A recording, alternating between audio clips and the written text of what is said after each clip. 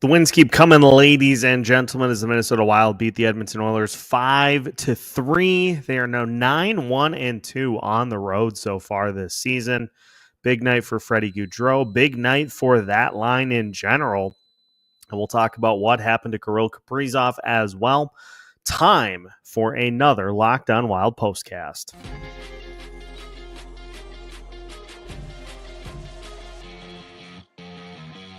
You are Locked On Wild Postcast, part of Locked On Minnesota on the Locked On Podcast Network.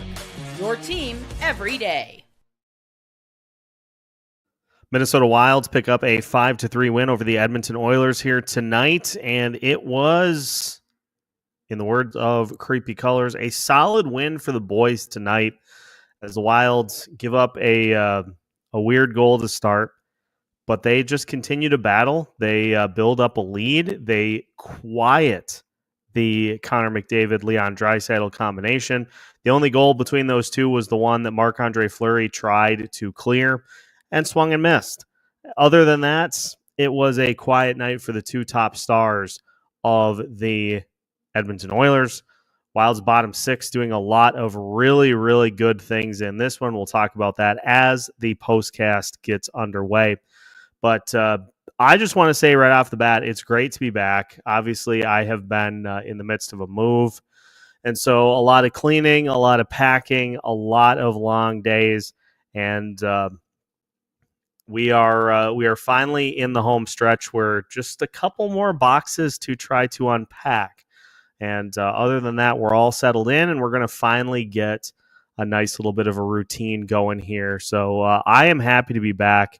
And happy that the Minnesota Wilds continue to keep the wins coming. Let's move on to two big players in tonight's game, and that, of course, being Marcus Johansson and Freddy Gaudreau. A big night for Freddy Gaudreau as it continues a nice rebound season for him. 2 goals, an assist, 3 total points.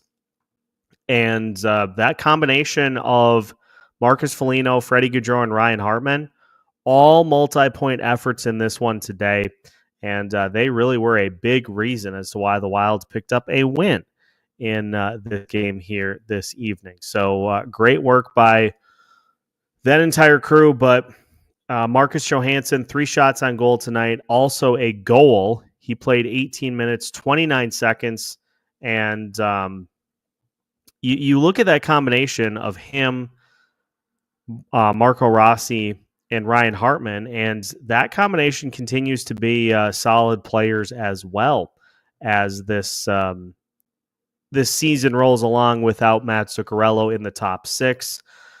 It was a cluster against the Dallas Stars, to say the least, but it looks like we're finally getting a little bit settled as far as what this top 6 looks like without Matt Zuccarello in the picture. So we'll talk about all of that as we continue here. I want to go to Cinerary. Cap made of iron. He could have sat this one out after that hit, but he's too much of a competitor. Hope he heals up before the Jets game because they may try something as well. And as is pointed out, a couple of comments below, again by Cinerary, don't count out the Calgary Flames. Trying to do a little something as well. Yeah, that was a weird play in which Kaprizov ended up going down the tunnel. I was talking with Isha during the SodaPod live stream during the game, and it was speculated on X that it was a knee injury for Kaprizov. I think it was more of a hip. I think it was more of a hip injury that led to Kaprizov coming out of the game momentarily. Because you take a hit like that right on the hip, and it's going to take a little bit of time to get everything stretched out.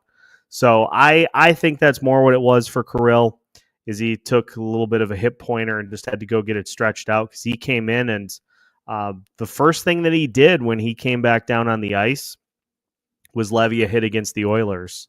So I think the fact that he was able to do that leads me to believe that he's fine.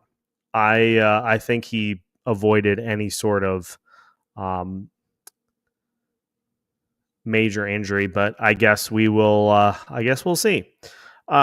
Continuing to roll through the comments here, your comments about what we saw in tonight's action. Let's go to Shark Boy Ben McDavid. Who? Leon what? It was the Freddie, Moose, and Hartman show tonight. Combination of Leon Draisaitl and Connor McDavid held to 2 points and 8 total shots on goal in this game. They both played over 23 minutes, 28 seconds of ice time. The only goal was right off the bat, 27 seconds into the game, a bouncing puck that slid towards the crease, and Marc-Andre Fleury was ready to just bat it quickly ahead.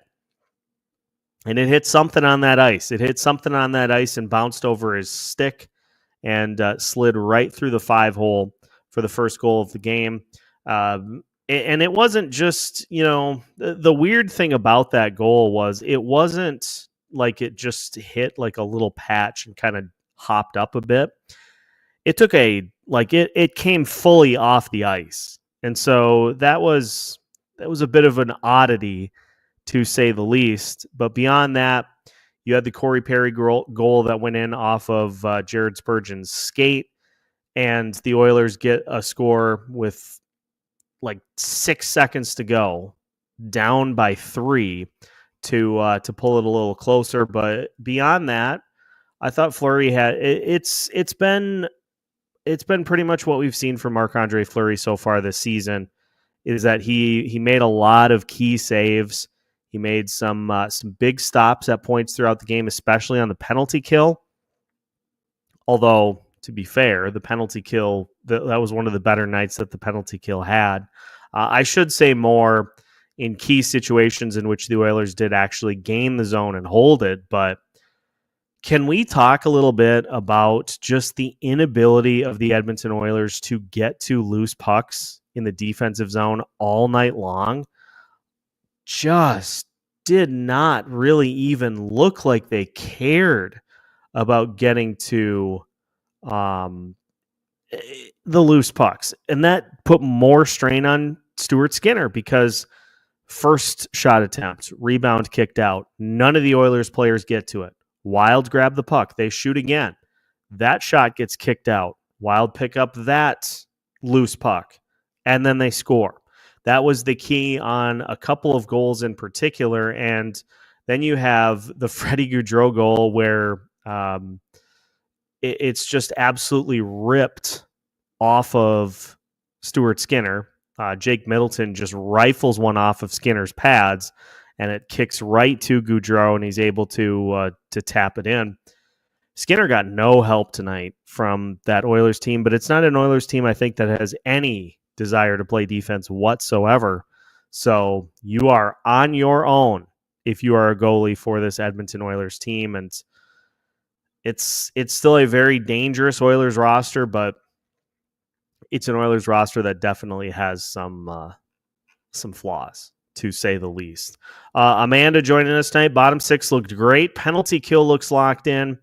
The 2 penalty kills that the Wild had tonight, I don't think they allowed any legitimate shot opportunities for the Oilers. And I don't care what the numbers say.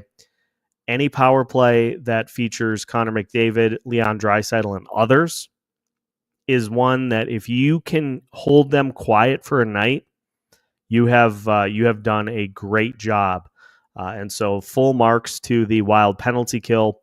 18 out of their last 19 on the kill are the Minnesota Wild. And so those numbers starting to get back up to where we had hoped they would be. Now we just got to get a couple of power play goals to get those numbers to bounce out as well.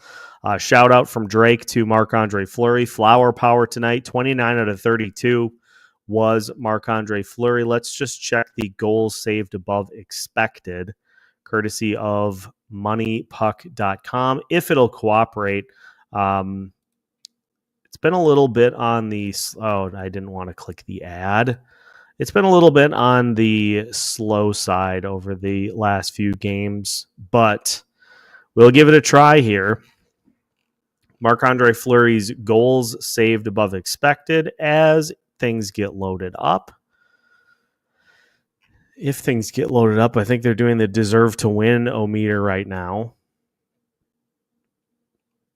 Well, not doing much of anything. And the Wild with a 53.5% on the deserve to win o-meter. So that's nice. The goal saved above expected for Marc-Andre Fleury was at negative 0.58. Expected goals against by the Oilers was 2.42, and Fleury gave up 3. So you take away, I'm willing to overlook that first goal of the game for sure, and then you give one up with like 6 seconds to go.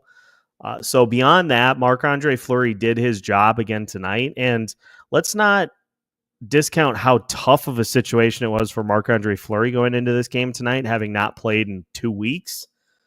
But there's nothing he can really do about that because Philip Gustafsson has been so good. He hasn't necessarily warranted being taken out. And even with Gustafsson not playing in this game tonight, he still has started 14 out of 19 games, which is 73.6%.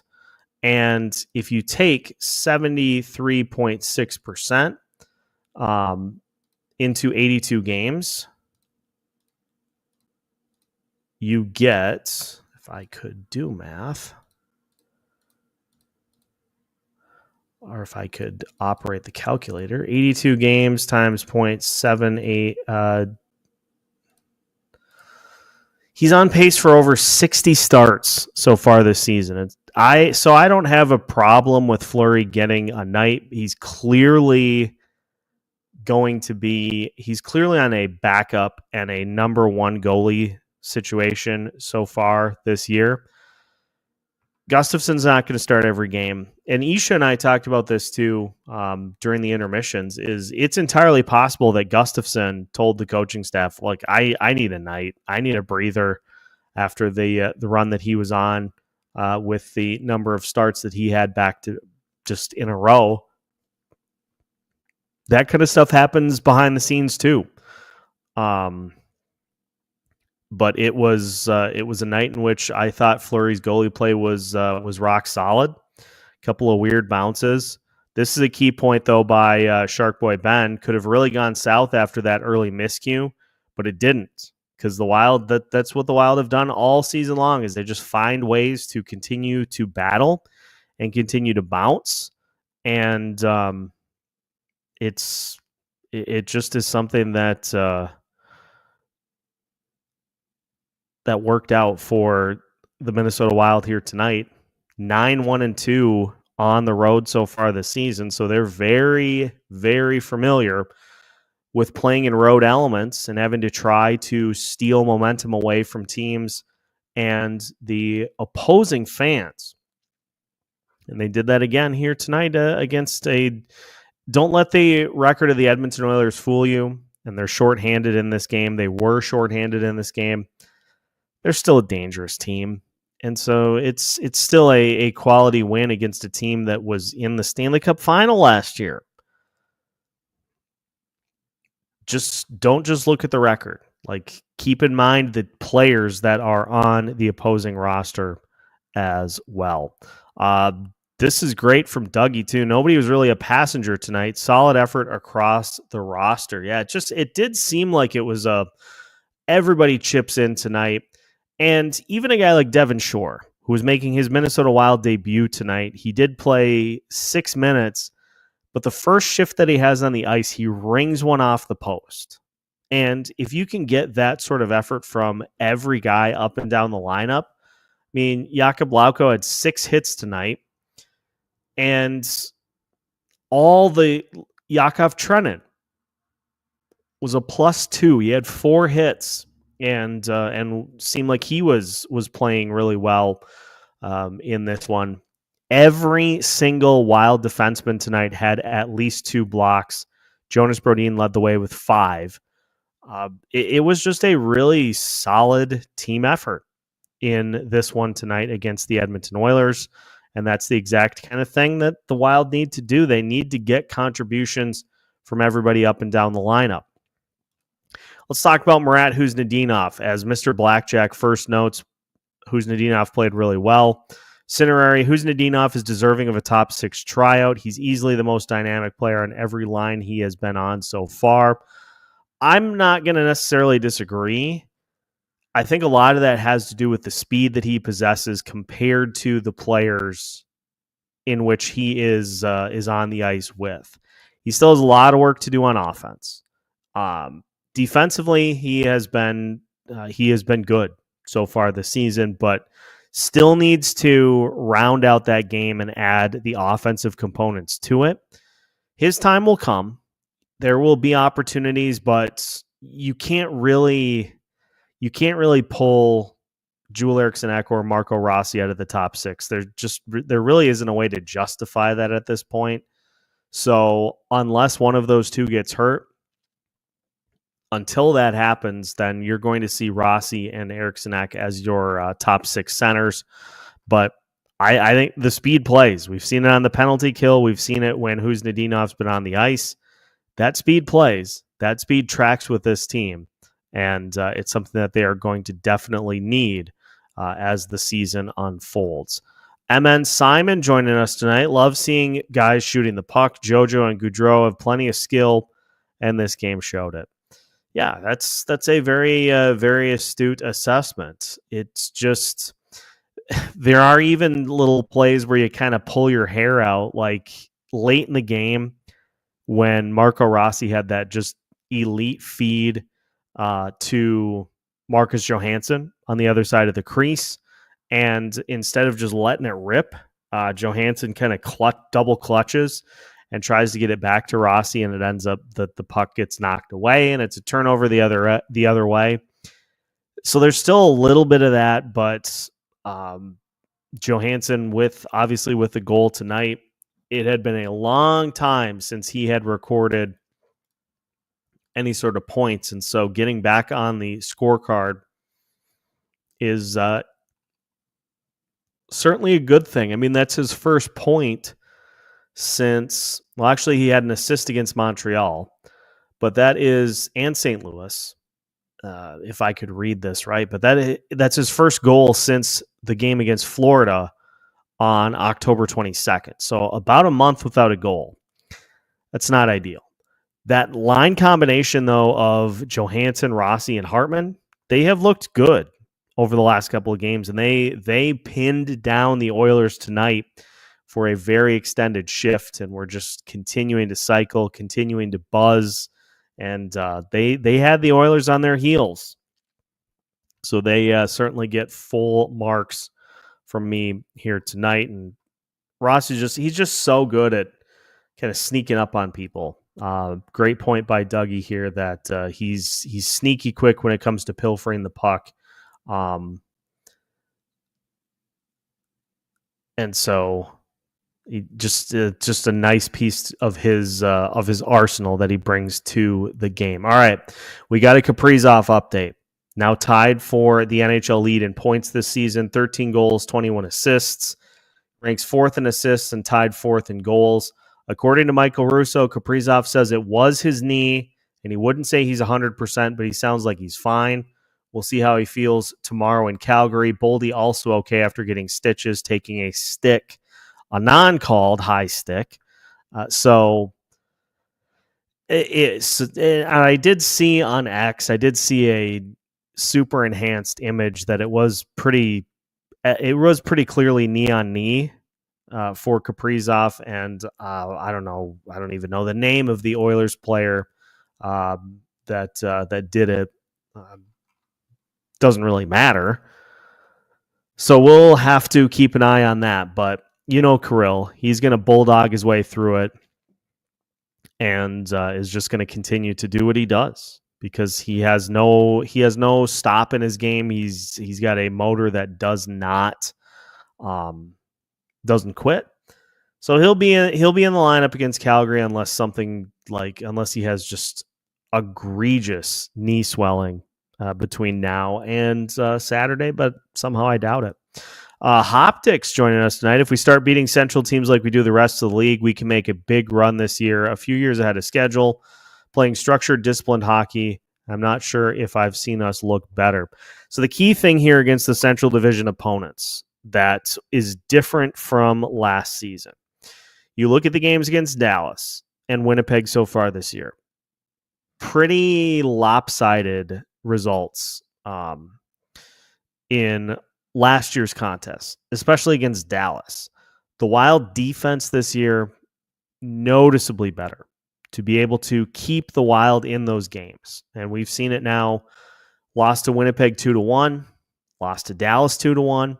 So that is a step in the right direction for the Minnesota Wild, that they have been able to keep those games close and competitive as opposed to just being wiped off the face of the earth over the last couple of seasons. The Wild have only had one game in which they've been blown out this year. That was against the Los Angeles Kings 5-1. Other than that, they have been in every game they have played this year. 2-1 loss to Dallas, 2-1 loss to Chicago, 7-5 loss to Philly, 2-1 loss to Winnipeg, 5-4 shootout loss to Seattle. They have been in every single game other than the one game against the Kings. And that was a game that tilted on its head midway through, and the Kings just took the upper hand and ran with it. So this is a Wild team that has been competitive with every team that they've played so far this season. And at the further we get into the season, the further it continues. At some point, it goes beyond being like a mirage or just a hot start, and it turns into something that is it turns into something that this is just who this Wild team is. They're now, what are they? 1, 2, 3, 4, 5, 6, 7, 8, 9. They're 10 games in to November after tonight's win, and they've got 7 wins. They're 7-3 in the month of November after picking up and going. They were 5-1-2 in the month of October, and now 7-2-1 in I think that's right. 1, 2, 3, 4, 5, 6, 7, 8, 9. Yep. 10 games in November. And they have 1, 2, 3, 4, 5, 6. Yeah, 7 wins. 7-1-2. 7-2-1. That's what it was. The Chicago loss was in OT. 7-2-1 in the month of November so far with 5 games to go. At some point, it's just who they are. And it's something that goes beyond being just a hot start. City Life. What's up, Isha? Freddy Gaudreau can do no wrong. Another 3-point night. Another 3-point night for Steady Freddy to just add to what he's done so far this season. I think now, let's see what he's got. He's got 4 goals now on the season and 12 total points. So guess what? Gaudreau had 5 goals and 10 assists all of last season. And so far this year, in 19 games, he is 1 goal and 2 assists away from equaling his point total from all of last year.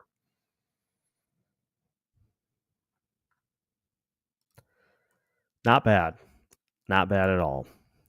Connor McDavid sees 25 in his sleep. Yeah, this is Jonas Brodin. Just every time the Oilers are on the schedule, he just gets up and does his thing. Just continues to go to work and continues to put Connor McDavid in the blender to just keep him from taking over games. A few comments about Freddy Gaudreau here. How do you feel about 89 proving his worth or contract year? I think Freddy Gaudreau is just proving that a big reason why he was inconsistent last year was that he was hurt and he couldn't do all the things that he was able to do over the last couple of seasons. 4 goals, 8 assists, 12 total points. The nice thing is that we don't have to worry about this being a contract year, because he is locked in for a few more seasons at least I think it's 3 more seasons is what Gaudreau has on the books after this year. I'm pulling up Puckpedia right now. 3 more seasons after this. So it's not just a contract thing for Freddy Gaudreau. I think he has. I think he got the message after the last season was done that even though he was injured, you gotta be a contributor. You gotta pull your weight on this roster. There was no situation in which it was going to be acceptable to have as many passengers as the Wild did last season on the roster again this year. So big kudos to Freddy Gaudreau for stepping up and just continuing to be a part of the solution as opposed to one of the problems. Yeah, crazy bad effort from a cup losing team just this summer. I was floored by the number of 50-50 pucks that the Oilers just straight up did not get to in this game. It led to at least a couple of goals for the Wild that if the Oilers can even get the puck out of the zone, that it wouldn't have been goals scored for the Wild, but they didn't get to the puck, and the Wild did, and it led to some better opportunities for the Wilds throughout the game. Big shout out to Dave here. Finally, from my way over here, podcast fan, but that's always next day for me. Good to hear the post game. We are glad to hear. We are glad to have you, Dave, as part of the crew here for these Lockdown Wild postcasts. 3 fluke goals for the Oily boys. I mean, it can't get any weirder than that first goal did. And then, like I said, goal with about 7 seconds left. And then the Corey Perry goal off of Jared Spurgeon's skates. That's all the Oilers had tonight. They did not get anything done other than that. The Wild put them where they needed to, and they just really made this one kind of a non-sweat, which is exactly what I was hoping for against this Oilers team. Like, there's no reason to turn this into any sort of a tight game. Like, just take care of business and just move on to the next one. If the trade deadline comes around and we are winning like we currently are, and it looks like we can make a run, would you do Rossi for Brock Nelson straight up? Try to win a cup a few years early? I would not. Here's my general rule on prospects. Here's my general rule on young players and prospects. I saw this on X. I wish I would have saved it because I haven't seen it since. You have to, if you're going all in, if you're going for it, you have to align every single thing on your roster for now. And I think Marco Rossi is a player. I strongly think that Marco Rossi is a player that can help you now and in the future. So if Brock Nelson's available, you've got a prospect pool, and I'm going to be honest here. Those defensive prospects look further and further away the further we get into the season. So I really would not be upset if the Wild decide to maybe change things up a little bit and move one of those guys to hopefully send a little bit of a wake-up call to the rest of them. Your D-core is pretty locked in beyond Spurgeon, Brodin, Middleton, Faber. You got Bouillon, Damon Hunt waiting in the wings. So if it takes one of those other D prospects to go get Brock Nelson for the rest of the year to legitimately shore up your top 6, I do that in a heartbeat. Because who are the teams that scare us right now in the Western Conference? Winnipeg, Dallas, Vegas. The Minnesota Wild have more points than all but Winnipeg. and the Wilds have a plus 20 goal differential, which is tied with Dallas for the second best in the Western Conference. So you tell me, which teams scare us right now? Which teams are we worried about in the West? I still am of the belief that Rossi is a big piece. Trade a prospect. Trade a pick. Those picks can't help you right now. If you feel like the Western Conference and the Central Division is up for grabs, go get a top 6 guy. And if it's something that is 5 or 6 years down the road, it's not going to help you win right now. You have to align everything that you're doing with going for it right now.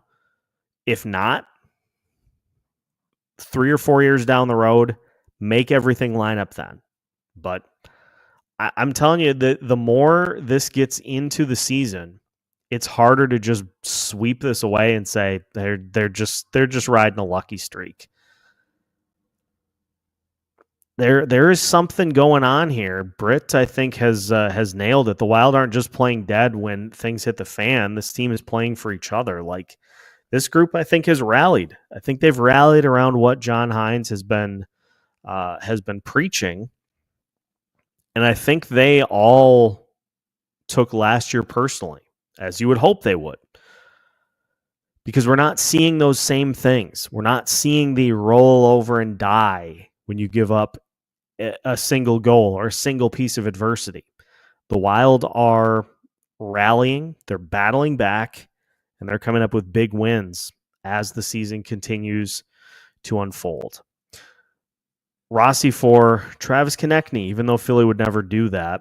We'll talk about Konechny here in a little bit. Let's go to this from MN Simon. But nice to have our AHL guys fill in nicely with Zucchi out. Thought Shore looked solid out there tonight. And the thing, too, is I think Devin Shore is much better of a fit as a fourth-line guy than like Liam Ogren. Just doesn't really make sense to have him on that bottom line at this point. I understand trying to kind of gradually bring him around, but Devin Shore can play that role. And like I said, first shift that he had on the ice, he rattled a shot off the post. Like, give me more of that. Fourth line needs to up the production a little bit, and if it takes installing some guys down there that are shooters, let's do it. First 10 was like a comedy of random errors that could have completely taken the Wild out of the game. Weird goal, called back for offsides, quick whistle steals one. But the Wilds, they continue to battle and continue to get it done. The save by Flower, that McDavid breakaway on the McDavid breakaway, was incredible. Fleury's still getting it done at the age of 40. It is a very good give and take between the defense and the goaltending. They are working as one unit, and the defense is blocking shots, which leads to less shots that actually get to the goaltender. And then the goaltenders are making the saves that they need to allow the Wild to build up leads and to pad their leads.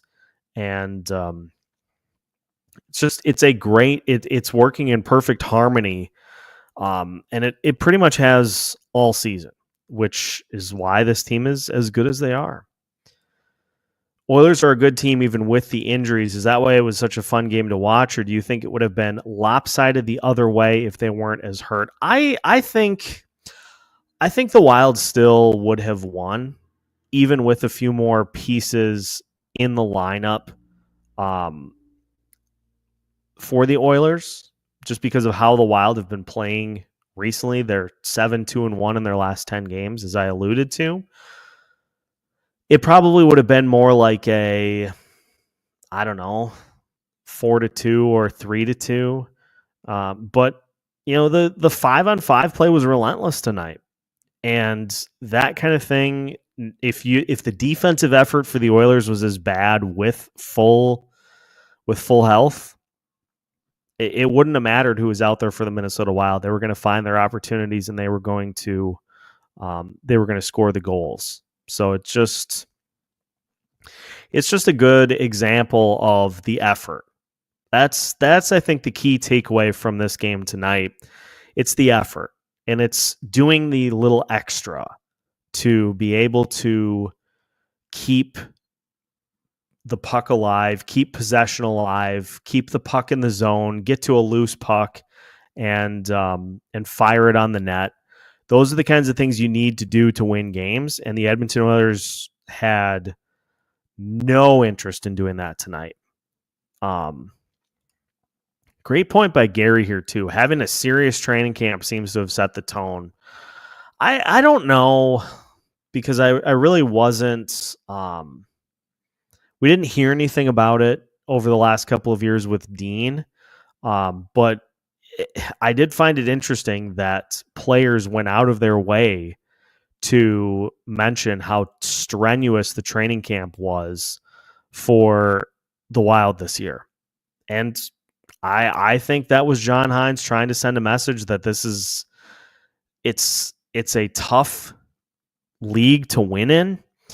And that's where this idea of I don't know if you guys know the backstory behind the gigantic chain that the Wild pass around after wins, the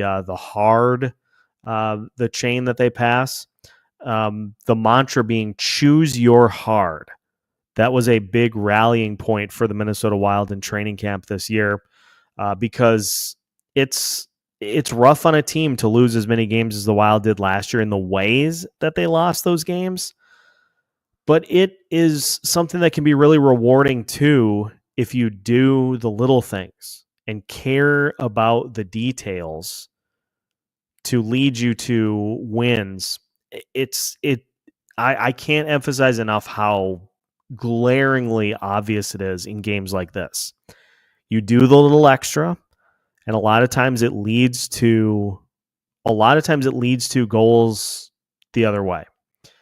The Wild have done a lot of the little things this year, a lot of the details. They have much more attention to those things, and that's where you need to be. Last year for the Wild, it felt like anytime something went wrong, that just was too much of a mountain for them to climb over. This year, they don't care. It doesn't matter the adversity. It doesn't matter what they're dealing with. You have a game in which you lose Matt Zuccarello and you lose Joel Eriksson Ek, and they are quickly ruled out for the entirety of the game against Montreal. Let's just go find a way to win a game.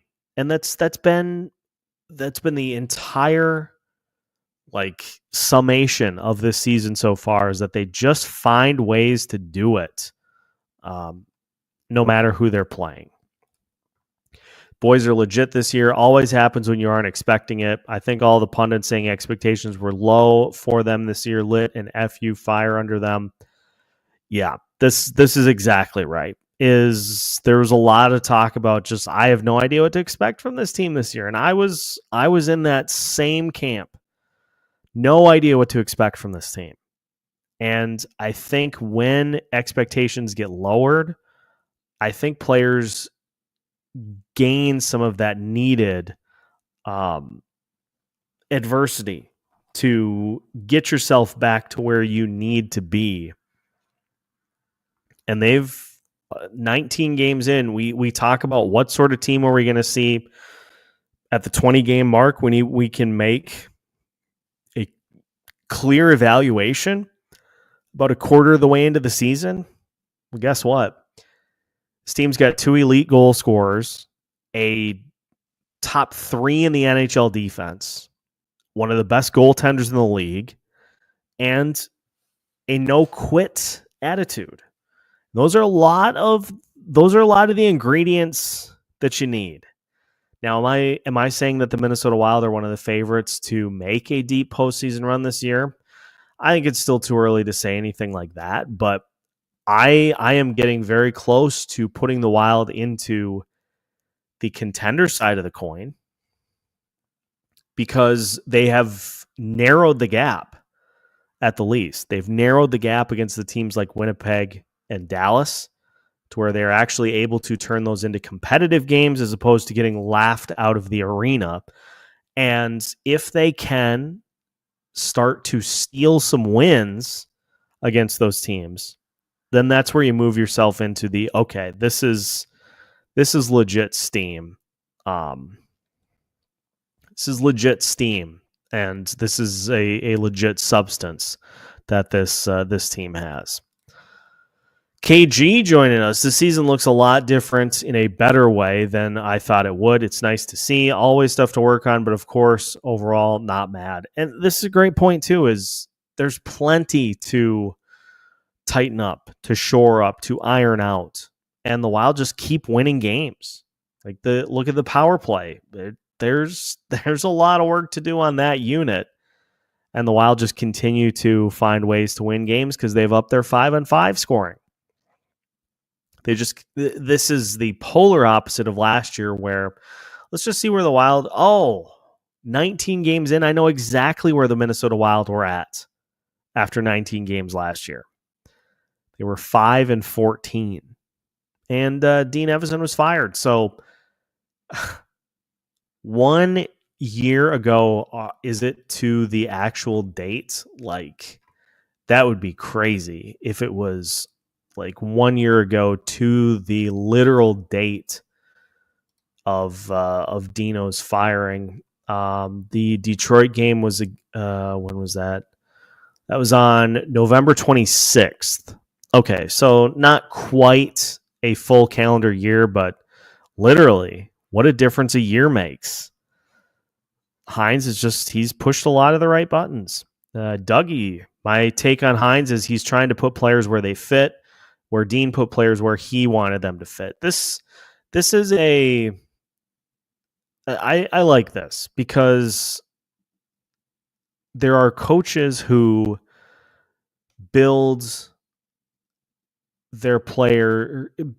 who have their scheme and they put the players into it as opposed to taking their roster and building a scheme around that.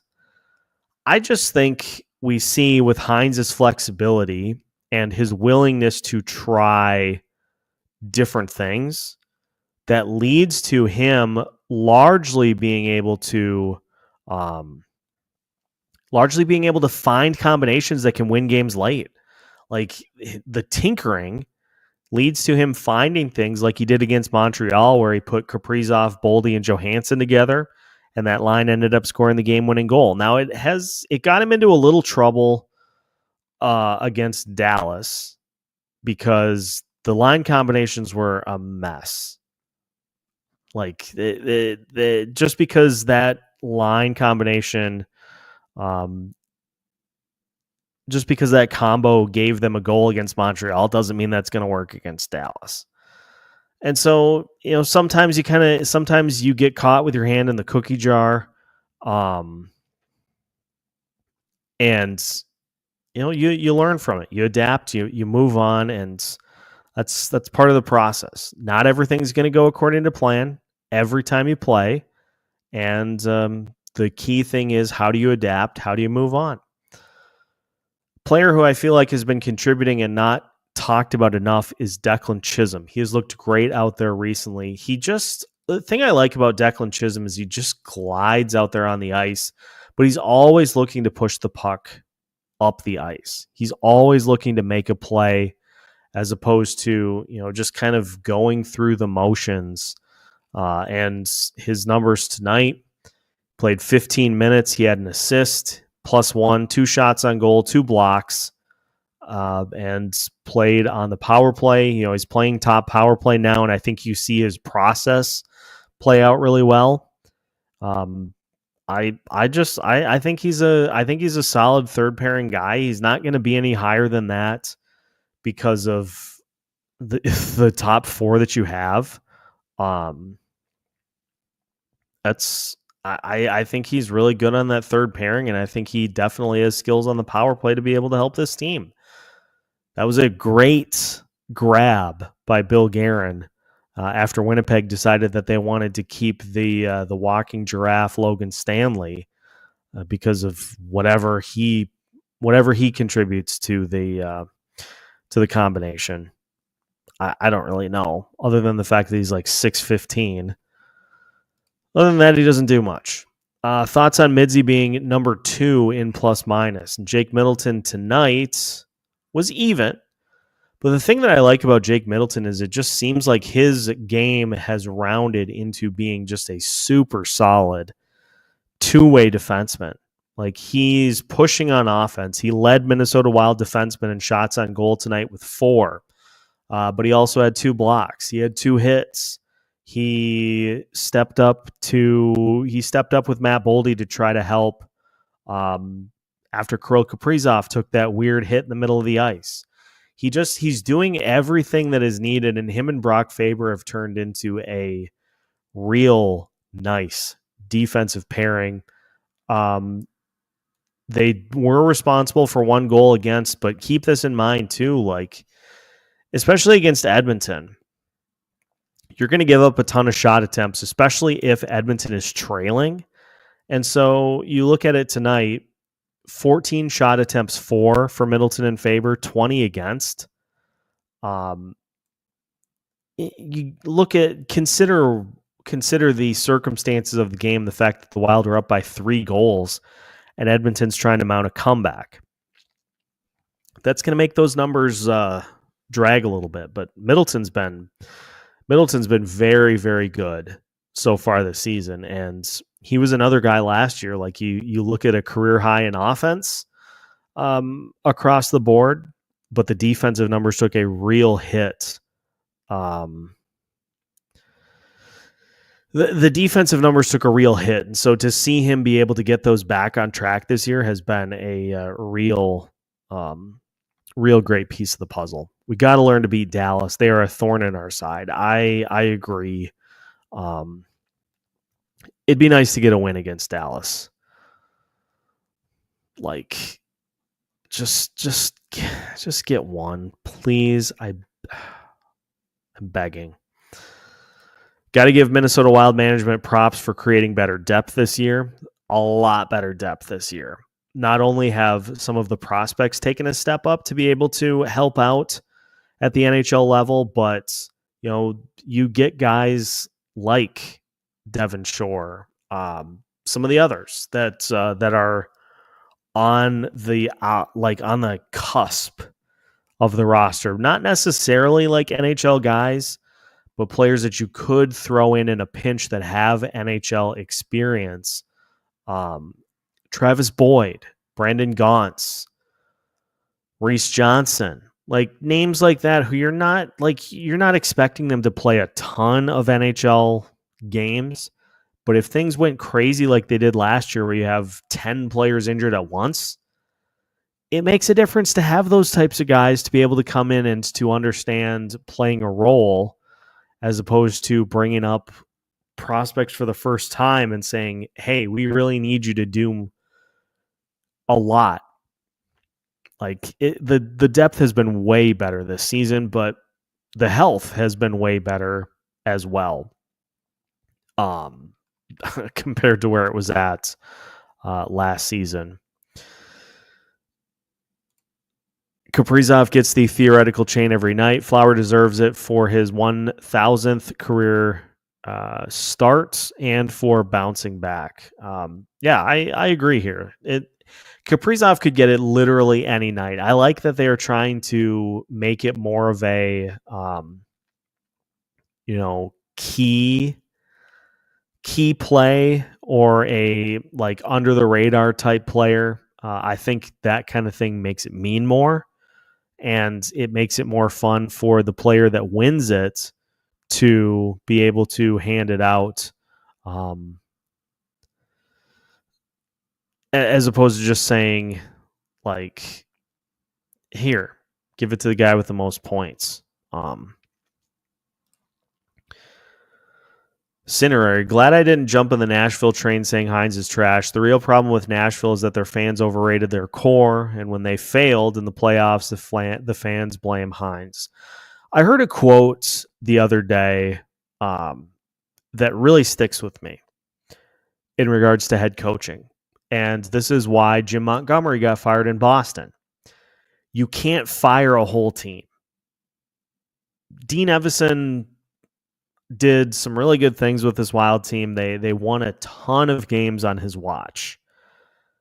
But he said it himself after he got let go by the Minnesota Wild. He said, I got done in by bad goaltending, and he's not wrong. But you can't fire an entire roster's worth of players. A lot of players that were put in by the general manager. The players have to, at some point, up their performance. And that's always going to be the case.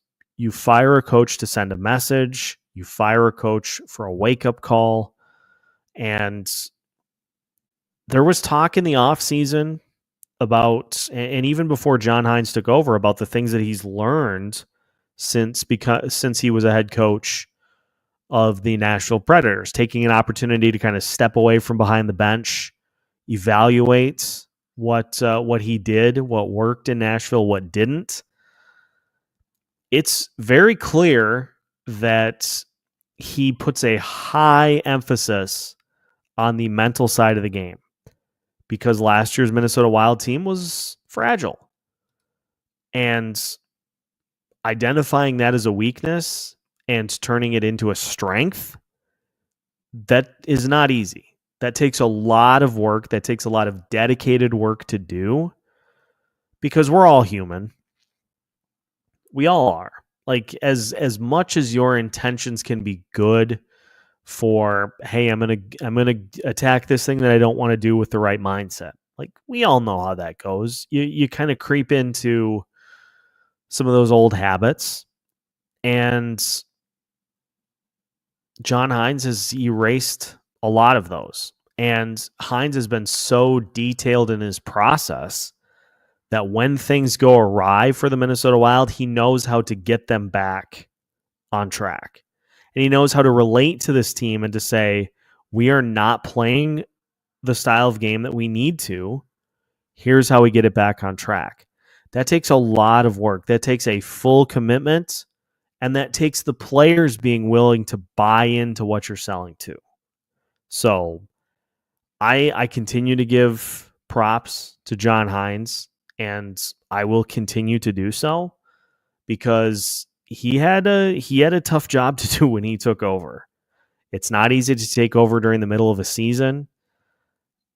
It's even harder to, I think, take a team like this and clean the gunk off with a roster that's going to be mostly the same. Like, think about that too. How difficult it is to try to turn what we said all season last year, a deeply flawed roster. You have maybe one or two roster changes. Beyond that, it's pretty much the same roster.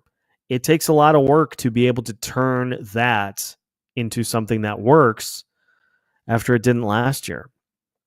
Dougie's got a great point here. A coach can develop too. A good coach can get fired several times. What makes him a good coach is learning and improving. A bad coach is too prideful to learn and change. Yeah, shout out to Mike Babcock for not learning. Mentality can be your best friend or your worst enemy. Like that's why it's so important to put the emphasis on that. Because everything that we do is about belief. If you believe you can do it, you can. If you lose that, then sometimes it's hard to even get out of bed in the morning. You have to be ironclad in your mindset and your mentality. And what are the two most common words other than details that John Hines has said this year? Mindset and mentality. He may have a PhD in sports psychology. I don't know, but it certainly seems like he does. And so continued credit to John Hynes. Mindset and mentality. And everybody in here has heard him say that at least once, I'm sure, because it seems like he mentions it at least once a game. I really liked our mindset. I really liked our mentality there in the second to really take control of the game. It's all relatable too. It's from wild talk to pep talk. Like we're diving into the real here, but it mirrors. Being part of a team mirrors what's going on in life. Not everything's going to always go your way. But I think the important takeaway and the important lesson is, how do you deal with that? How do you make it impact yourself on the circumstances that you largely don't have control over? That's why a player like 97 is such a shining, heart-worthy influence on a team. Look how he approaches every game. Players' mentality are elevated when playing with someone like him. Bingo, bango, bongo. It's like John Hynes took the mentality of a team, a defeated team last year, and he fully purged it. Fully purged it from the records and has turned this into one of the toughest teams in the league. The move went great, Jay. Got a new job and don't have time for everything anymore. Hey, I'm right with you. Like, it's getting back into a new routine, a morning heavy routine. But I'm excited, and we're still ironing some things out. Like, got the internet ironed out. Still not sure 100% on the backdrop, but I gotta say, now that I'm settled in here in glorious Mankato, Minnesota, I'm a huge fan, and so looking forward to fully exploring this city, and just excited to really amp this up and ramp this back up as I myself put myself in a much better mindset after. Look, the job hunt is rough and it takes a toll, and I like to think of myself as a pretty strong from the mental side of things, but it's, it gets tough. It was long. It was 5 months of not hearing back on things, and that takes a toll after a while. So, it's all uphill from here, and starting to feel that way for this Minnesota Wild team too. It seems like this ride just continues to be more and more pleasant as we go. God, I can't wait for Monday's game. Monday's game is going to be fun. But there's a game coming up on Saturday, and for the Minnesota Wilds, it's a Calgary team that is off to an impressive start this season. They have started to kind of come back down to earth a little bit. But they are still 11-9, 11-6-3, and 3 in a row, but not having a great time in the goals department. But they beat the Predators, they beat the Islanders, and they beat the Rangers for their last 3 games. So it's going to be a tough game for the Wild on Saturday. But looking forward to that. Looking forward definitely to Monday against Winnipeg. And we will keep you up to date on all of it here throughout the rest of the week. I think that's going to do it for tonight's Locked On Wild postcast. I gotta get up at 5, so I think it's time for me to call it a night. But appreciate everybody tuning in for yet another Minnesota Wild win and another Locked On Wild postcast after a Minnesota Wild victory as well. Make sure, if you haven't already, to smash the like button so that we don't have to worry about Connor McDavid and Leon Draisaitl ever again. Just smash that like button, and we will we'll do this again on Saturday. We'll have an episode for you probably in the afternoon, early afternoon. Should have John Hynes three things at that point.